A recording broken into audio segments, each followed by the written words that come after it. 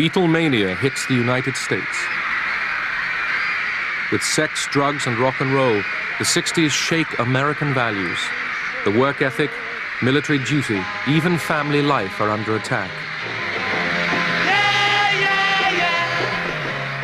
The Cold War continues, but for a generation, it's time to make love, not war.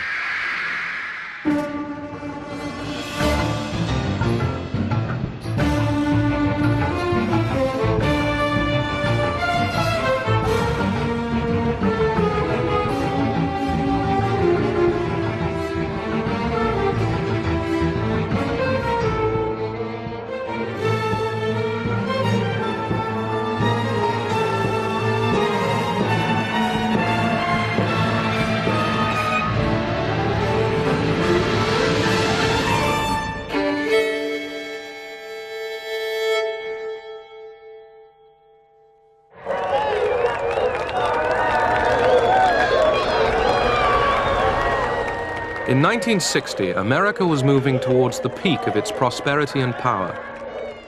The Democrats' choice to run for president was young Jack Kennedy, good-looking son of an Irish-American multimillionaire. The Kennedy family, but Jack in particular and Jackie especially as well, just seemed to be the natural fulfillment of the American political process. They seemed to be the best that the process could bring forward and represented a new and glittering age. You have to make your decision of what you want this country to be, what you want Illinois to be, how ready you are to move this country forward. That is the question which separates Mr. Nixon and myself. Kennedy brought in a sense of excitement and youth after the kind of the sleepy Eisenhower years, and almost seemed to symbolize this, youth passion. The Republican Party choice, Vice President Richard Nixon, shared Kennedy's patriotic anti-communist fervor, but he had not been groomed for television. The whole business of presenting visuals became very, very important. The Kennedy family put up hundreds of thousands of dollars, equipped a bus. It had film crews aboard, and they would go wherever John Kennedy was appearing and film him. And then those films became a part of his advertising on television. It was the first time that had really been done in an effective and organized way. Kennedy had attacked Eisenhower's conduct of the Cold War. To America and the world, he proclaimed, "Let every nation know, whether it wishes us well or ill, that we shall pay any price, bear any burden, meet any hardship, support any friend, oppose any foe, to assure the survival and the success of liberty."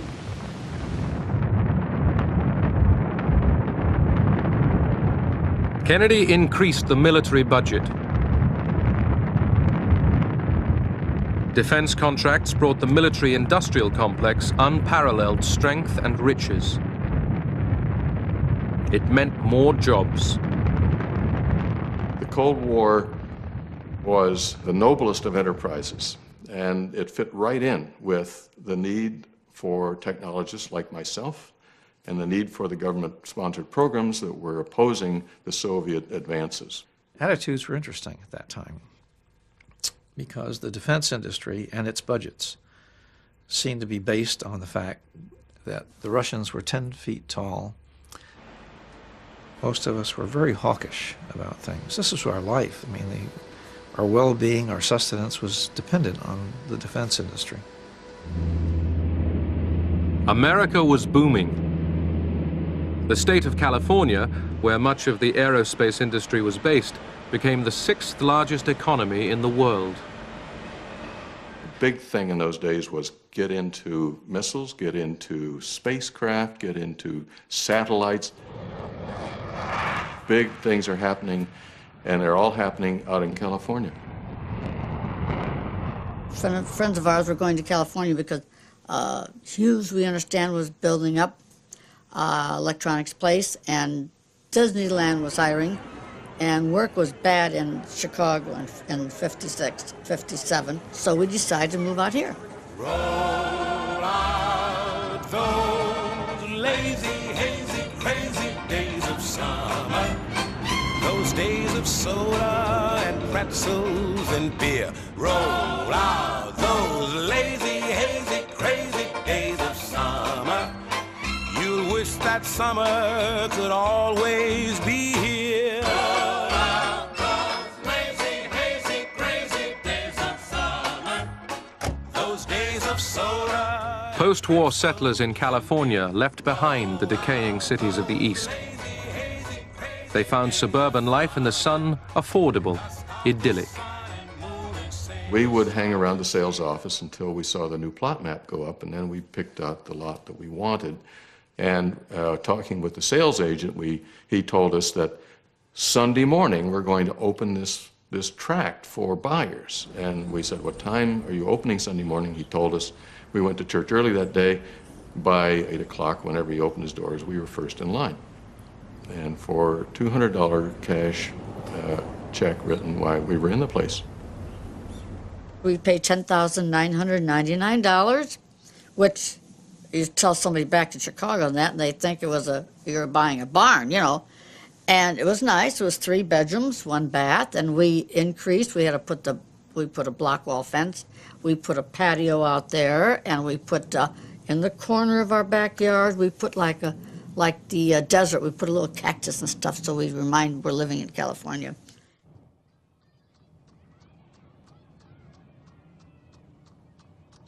This good life was not available to all Americans.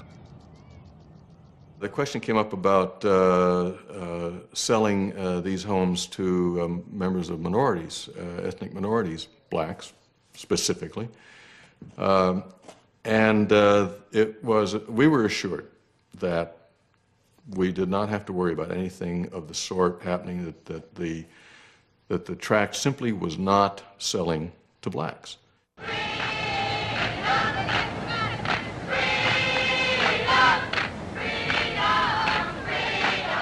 The Constitution and the Bill of Rights had not removed the wedges of prejudice that were driven through American society.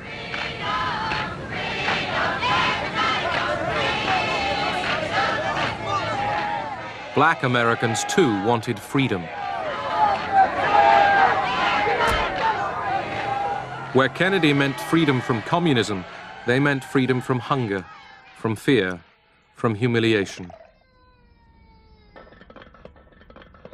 We looked at racism by degree, you know. So if you lived in St. Louis, you say, well, it could have been worse. You could be in Mississippi. You know, if you lived in Mississippi, you say, well, we lucky they didn't kill us all. That type of piece. And so consequently, and if a black person rose up and fought back, they say he crazy nigga. Even black folks say he crazy. Now somebody had to say, hey, it's all right when something is wrong to say it's wrong. And in a democracy, if something's wrong and you say it's wrong, you can gather to petition your government to tell them it's wrong. And you know what? If you do, they might do something about it. That's essentially what the civil rights movement was about. You better keep your eyes on that prize. Hold on, hold on. In many southern states, laws prevented blacks and whites traveling together, eating together, even going to the same school. So keep your eyes on that prize. Hold on, hold on. Black Americans were denied jobs and the right to vote. Civil rights activists demonstrating against unjust laws were careful not to provoke the police by any display of aggression. They were beaten just the same.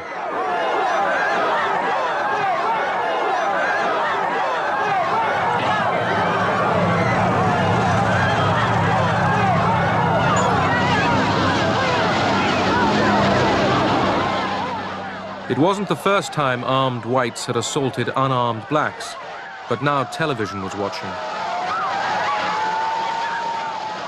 Discrimination against blacks damaged America's credibility as freedom's champion in the Cold War. Kennedy was being urged by his brother, Attorney General Bobby Kennedy, to back the civil rights movement. Aware that he needed the votes of white Southerners, Kennedy found it difficult to commit himself.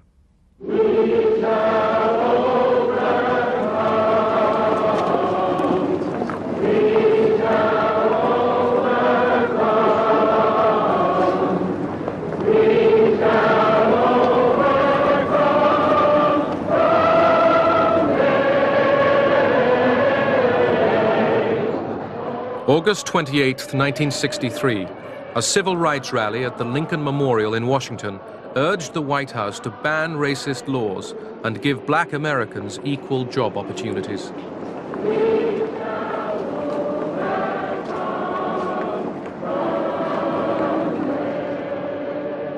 A 250,000 people showed up to listen to a 34-year-old Southern Baptist minister. Let freedom ring, and if America is to be a great nation, this must become true. And so let freedom ring.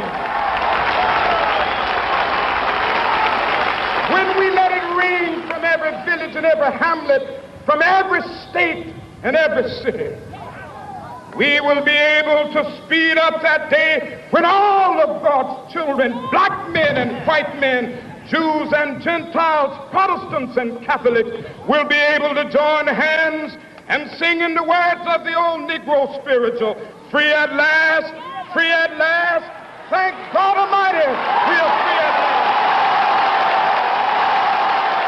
I never heard King say one thing when that camera was on about white folks, and another thing when it was off. He never called them honkies, he never called them rednecks. He always had the same love. Now I'm talking about when just he and I in a room talking, I'm cussing and calling him everything I can think of and blah, blah, blah. And he never left that spirit of love. Governor, thank you very much. And don't get hurt yourself. Don't get run over, see? Thank you very much, Governor. George Wallace, Democratic governor of Alabama, saw the growing civil rights movement as part of a communist conspiracy. The Communist Party USA has been alert to capitalize on every possible issue or event which could be used to exploit the American Negro in furtherance of party aims. In its efforts to influence the American Negro, the party attempts to infiltrate the legitimate Negro organizations for the purpose of stirring up racial prejudices and hatred. In this way, the party strikes a blow at our democratic form of government by attempting to influence public opinion throughout the world against the United States.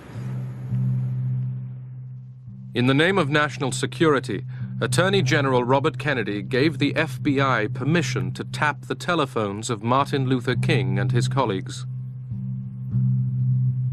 J. Edgar Hoover, chief of the FBI, was convinced that the civil rights movement had been infiltrated by communists. Hoover hated King. Hoover is close enough to the South to be in the Southern culture. And in that society, there was a real sense of belief, a religious belief, a political belief that there was no such thing as equality between blacks and whites. Hoover had coverage by agents listening to the wiretap 24 hours a day. We had scuttlebutt and rumor and about his personal life. We didn't have facts to show that King was a communist. In the build-up to the 1964 election campaign, President Kennedy took his wife on a ceremonial visit to Dallas. There, he met his death.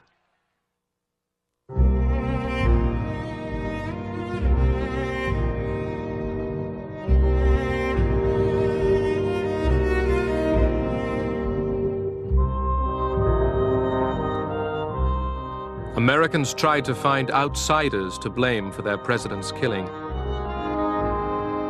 There was a fear that the assassination might be the start of a communist attack on the United States. This is a sad time for all people.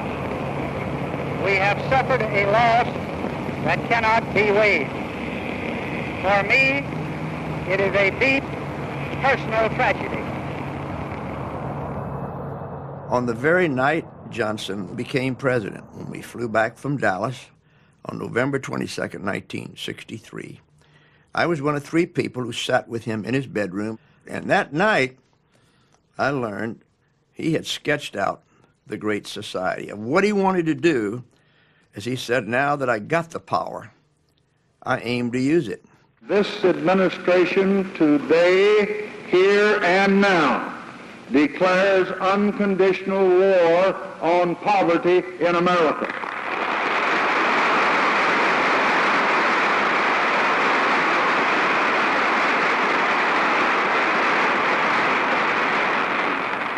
And I urge this Congress and all Americans to join with me in that effort. In one of the richest countries in the world, millions of people were living in poverty, without decent housing, without health care, without education.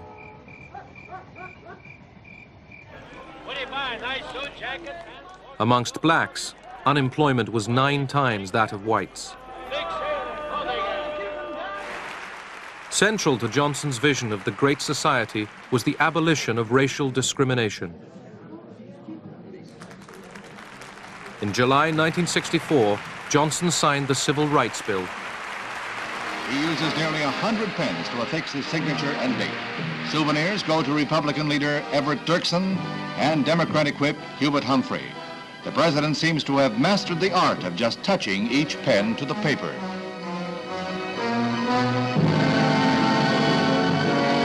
Integration leader Martin Luther King receives his pen, a gift he said he would cherish.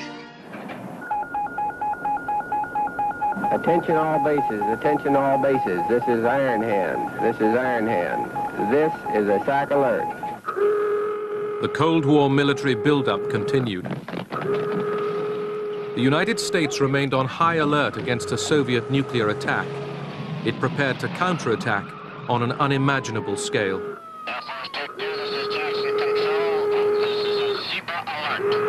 Switch over to tower frequency. Jackson Tower, Air Force 22. Are we clear to taxi for takeoff? An increasing minority were questioning the cost and the effect on American life. They had deprived of billions and billions and billions and trillions of dollars of investment, trillions of dollars of war materials, secrecy, perquisites, pride, an incredible conspiracy of silence surrounding what was supposed to be a democratic nation. The defense industry was a generous employer. The Pentagon presented the military machine as the defender of the American dream. The day begins and gives new meaning to the words of Walt Whitman. Everything comes out of the people. Everyday people. The people as you find them. And leave them. People. People. Just people. Life in this neighborhood was very, very good indeed.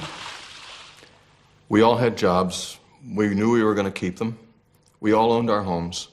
We were all white, middle class, approaching middle age. The children were very much the same size and shape. 4th of July, all the moms made their potato salads and their cold cuts. It was all out there in the middle of the cul-de-sac on picnic tables. We blocked off the end of the cul-de-sac. There was no traffic.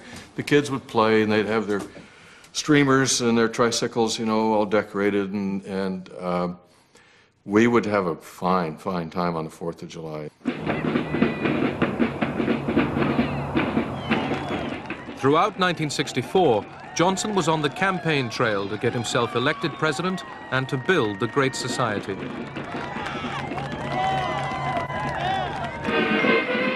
His Republican opponent was Senator Barry Goldwater of Arizona. He voted against the Civil Rights Bill.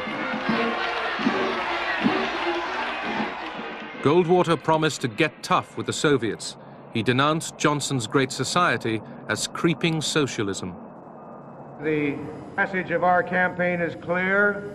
It's this: stop the spread of socialism at home and communism abroad. The American people needed more convincing. Goldwater was heavily defeated. On the Berkeley campus of the University of California, dissent flourished. There had been a long tradition in Berkeley, going back many, many years, of distributing literature and giving political speeches and setting up tables promoting your political groups right there on the campus grounds. An edict came down which said that all of that must stop. The students borrowed the tactics of the civil rights movement. They organized strikes and sit-ins.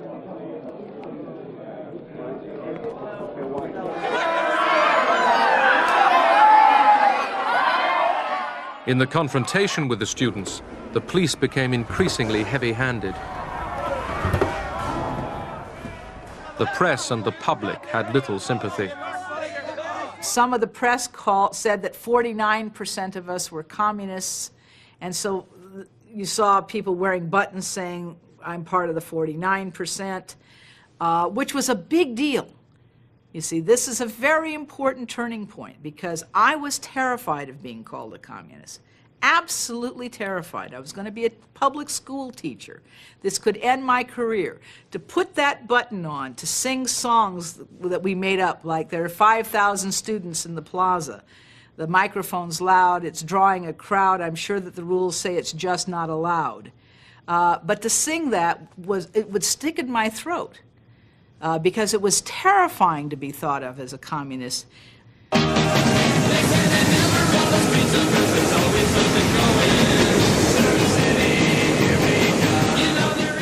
American ideas of political freedom were now being extended into the personal realm.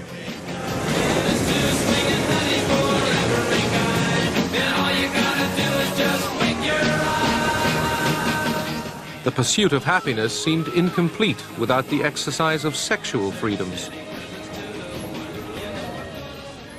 The free enterprise system richly rewarded the adroit merchandising of sexual fantasy. Good evening. My name is Vera. Good evening. And I'm going to be your bunny tonight. Philosophy that I've always, that I grew up with and that I espoused in the editorial series was really personal freedom, political freedom, economic freedom, with the emphasis on the personal.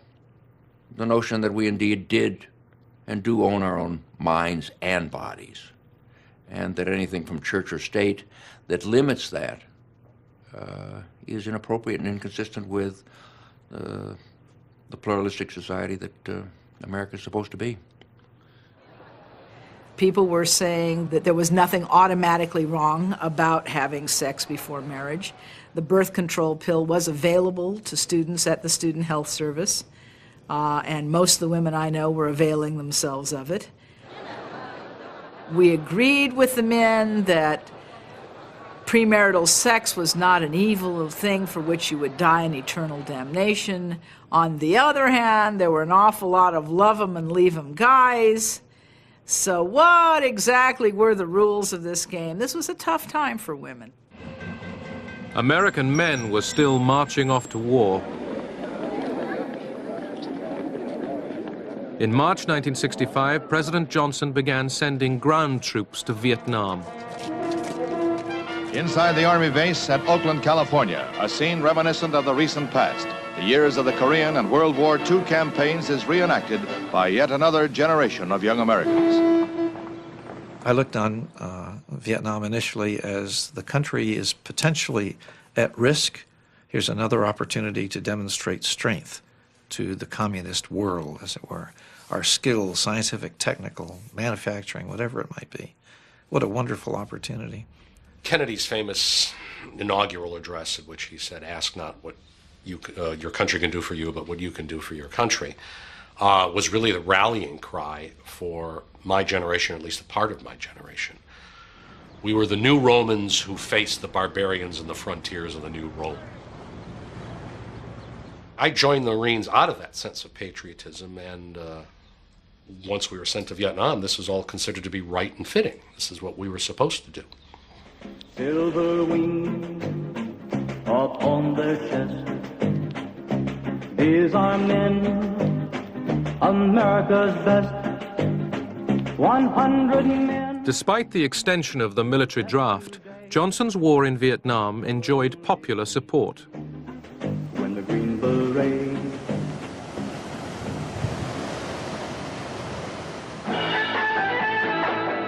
While some young Americans went off to war in Vietnam, others were seeking thrills of a different kind. They rejected American materialism, not for communism, but for love, peace, and rock and roll.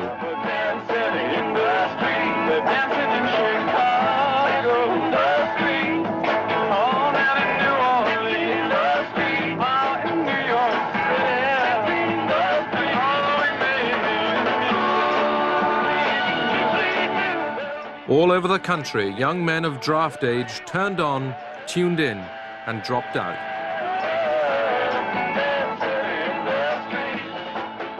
It was fun to make people say, "Oh, look at the freaks," or "Isn't a girl or a boy?" or things like that. Unless it was someplace where people were really hostile and wanted to beat you up, it was kind of fun.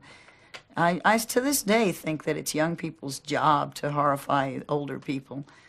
I think first reaction of most of us who were veterans that were working hard and trying to raise a family, suddenly confronted with a generation that seemed not to give a damn. They wore beads and earrings, and they smoked marijuana, which was a thing to do, and they spoke a different language.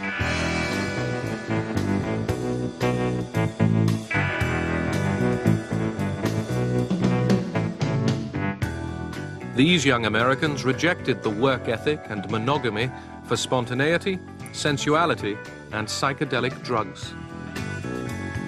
There was the cosmic consciousness, there was being God, there was understanding it all now, and I became, in short order, pretty impatient with the rest of the world.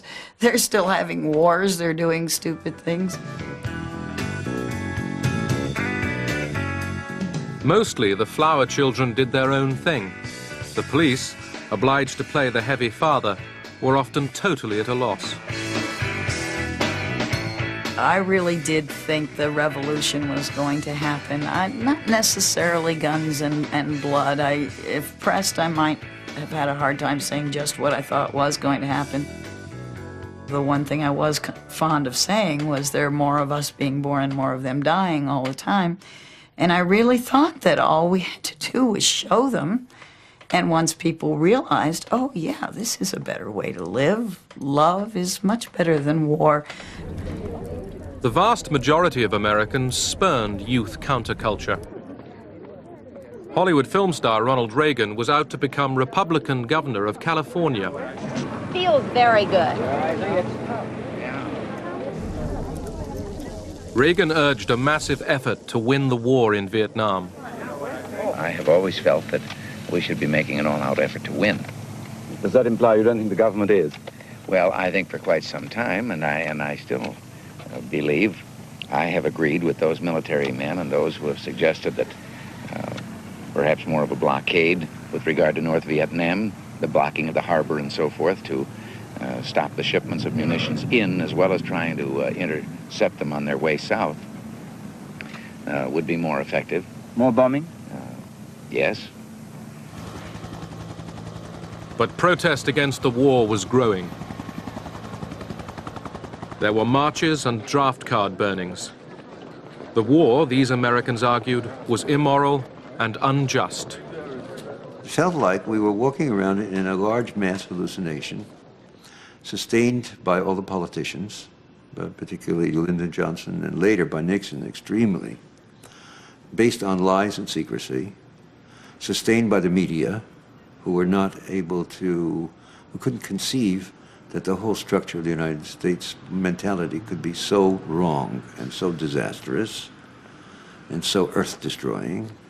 I had the opportunity to travel to Vietnam and see firsthand some of the things that were going on, and I studied and read quite a bit about it. I became quite convinced that there just was no basis to be there, and that in time that we could bring the whole country, you know, to that point of view. At the Oakland Draft Induction Center, Berkeley students organized a blockade, trying to prevent conscripts registering for military service. The army was forced to bus the conscripts in behind a massive police cordon.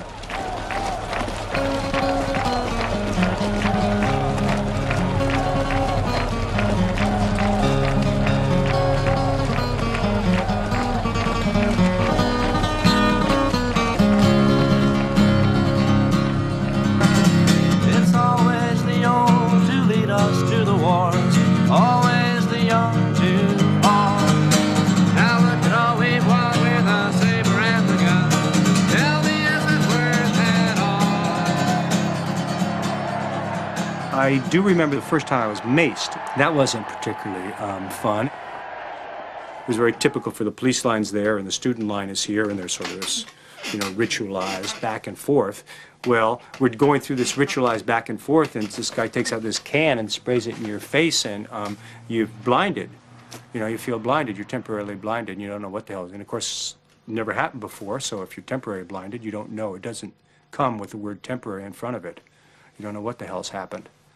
Call it peace or call it treason, call it love or call it reason, but I ain't marching anymore. I ain't marching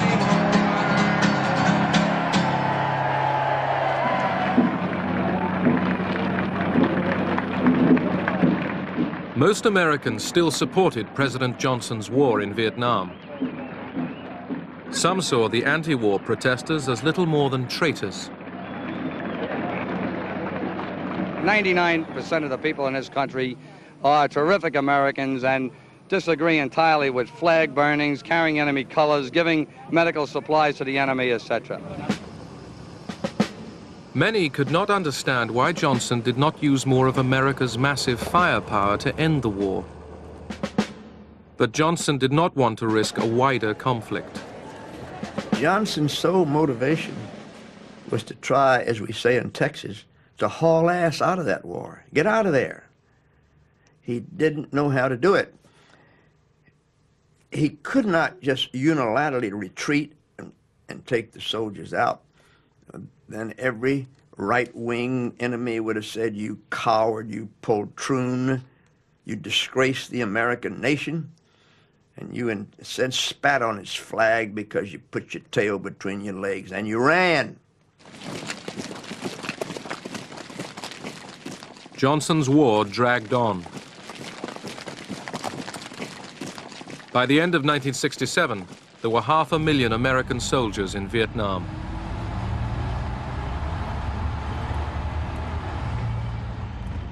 We had an anti-war rally with a focus on the fact that 28% of the people who were dying on the front lines in Vietnam were black Americans whose same rights were not being recognized in this country. And the whole focus was down with the war, and black people do not serve in the military. Millions took notice when heavyweight boxing champion Muhammad Ali defied the draft. He declared his allegiance to a non-American cause, Islam. Shortly put, are the black Muslims taking you for a ride? I said not black Muslims, Muslims. I beg your pardon, are the Muslims taking you for a ride? No, the white people have been taking us for a ride for the past 400 years in America. In the black ghetto of Oakland, California, activists trained as paramilitaries in what they saw as a civil war against a racist police force. Led by Huey Newton, they called themselves the Black Panthers. Where the peaceniks offered flowers, the Panthers pointed guns. We took our guns with us to let the police know that we have an equalizer, and we're going to exercise, as Huey used to say, this constitutional right to observe you whether you like it or not. That's what Huey used to say, right on, Huey. That's what we're doing. But the police at one point says, you have no right to observe me. Huey says, no, California State Supreme Court ruling states that every citizen has the right to stand and observe a police officer carrying out his duty as long as they stand a reasonable distance away. A reasonable distance that particular ruling was constituted as 8 to 10 feet. I'm standing approximately 20 feet from you, and I'll observe you whether you like it or not. Now you have to imagine 30 or 40 black folks standing by listening to this stuff. And some woman said, well, go ahead on and tell it, brother. I mean, that's capturing the imagination, the feelings, the emotion. Some other blacks say, man, he scratches his head, what kind of Negroes is these? America's black ghettos were now war zones. In the summer of 1967, there were riots in Newark and Detroit. In Detroit, the police asked for a war budget of $9 million to buy military equipment. For too many Americans, Johnson's Great Society was a sham.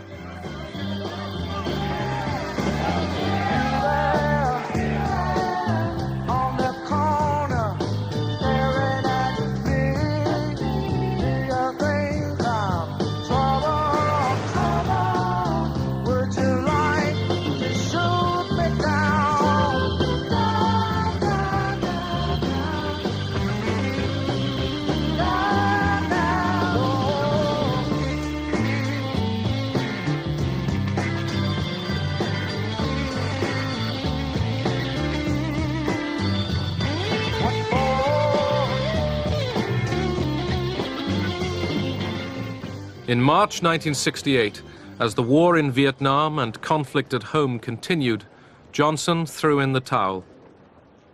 He declared he would not run for a second term as president.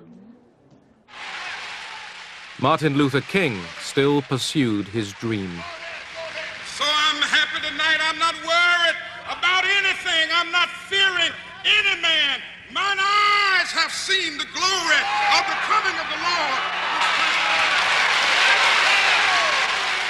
The following night, Martin Luther King was killed by a white gunman.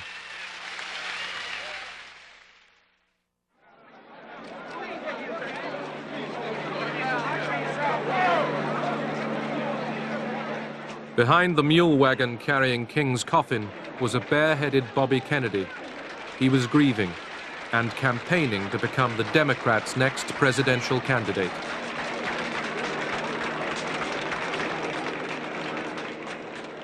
The country wants to move in a different direction. We want to deal with our own problems within our own country, and we want peace in Vietnam. Bobby Kennedy won the California primary. His rival, fellow Democrat Eugene McCarthy, was also for peace. McCarthy supporters watching television saw another Kennedy killed by an assassin's bullet. If you do not leave the room, we cannot get medical aid to the senator. Now, would you please stand and cause confusion? What? Kennedy's been shot. Somebody shot Robert Kennedy. I found my wife Terry on the sofa, weeping at dawn, you know, because I realized she wasn't in bed. Where is she? I went out looking. She's on the sofa. She's weeping.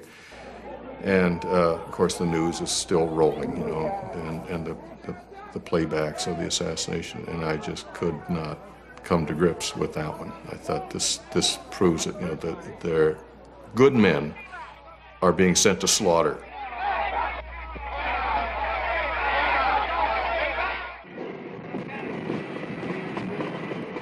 August 1968, Democratic Party delegates arrive in Chicago for the convention to choose their candidate for the presidential elections in November. The burning issue was the war in Vietnam. Vice President Hubert Humphrey was confident he would win the nomination.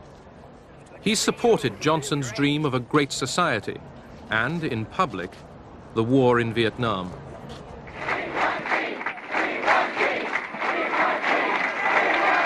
The hopes of the anti-war faction within the Democratic Party now lay with Senator Eugene McCarthy of Minnesota. When I moved into my headquarters in the hotel, I had Secret Service. They were very honest people. And they said, look, this room is not bugged. You can say anything here, but don't talk on the telephone because you've been tapped. We know you're tapped. The authorities were nervous. 100,000 anti-war demonstrators were expected in Chicago.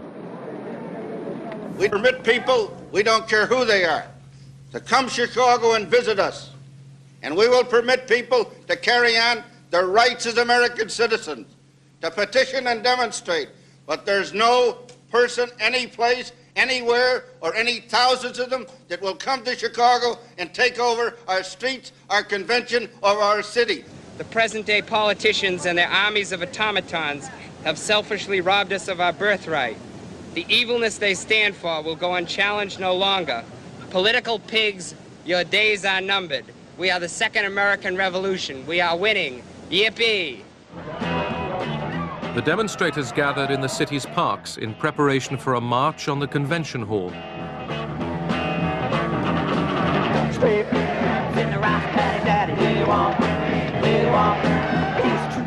Mayor Daley had no intention of allowing them to march anywhere and wanted them out of the parks. They wanted a focal point, and a focal point would be the park. Daley said, you can't sleep in a park. They said, we're going to sleep in a park. That was their main focus, because they knew there'd be a confrontation. Was out of order. That's what caused this. Inside the convention, Daley prevented McCarthy delegates debating the war on primetime TV. I was pretty upset because They're here as guests of the Democratic Party, and let them conduct themselves accordingly or clear the gallery. Will the convention be, will the sergeant at arms enforce order in the convention? On the day the Democratic Party was due to nominate its presidential candidate, anti-war protesters battled it out with police.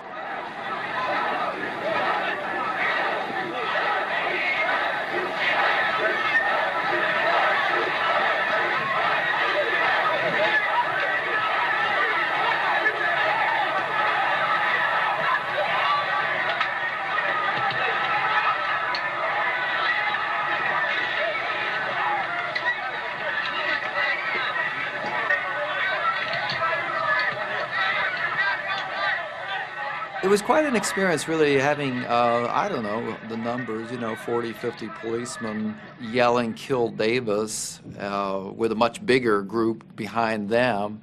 And the first hit was to the head and drove me to the ground.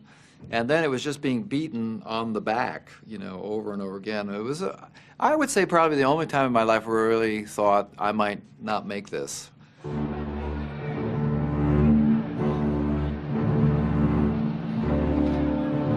As the Democratic Party convention lined up behind Humphrey, the peaceniks made one last attempt to march on the convention hall.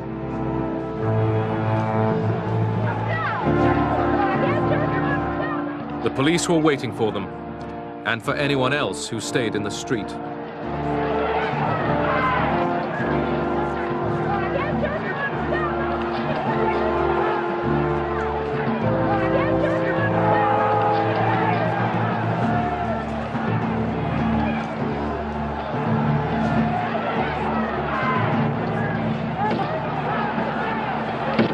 The majority of people supported the Chicago Police and Convention. I think there was a poll afterwards with about 78% of the people in the U.S. supported the Chicago Police. At the convention, McCarthy supporters were overwhelmed. Vice President Hubert Humphrey became the Democrats' candidate for the presidential elections in November.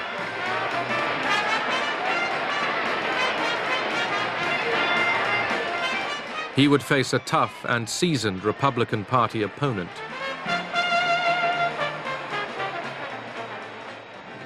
When the strongest nation in the world can be tied down for 4 years in a war in Vietnam with no end in sight, when the richest nation in the world can't manage its own economy, when the nation with the greatest tradition of the rule of law is plagued by unprecedented lawlessness, when a nation has been known for a century for equality of opportunity is torn by unprecedented racial violence, and when the President of the United States cannot travel abroad or to any major city at home without fear of a hostile demonstration, then it's time for new leadership for the United States of America. He was saying, I'm tougher, I'm smarter, I understand the world better. My opponents are divided. They've been taken over by the fringe elements of the Democratic Party, and a bunch of loonies are in charge. We're stable. We have a sense of direction. You know where we stand on things. You can confide in us. And we won't let the Russians or the Chinese push us around.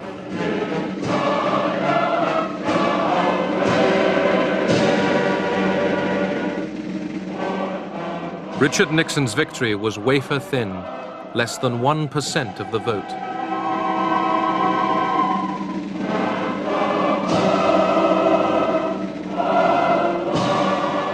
The Cold War and the war in Vietnam would continue.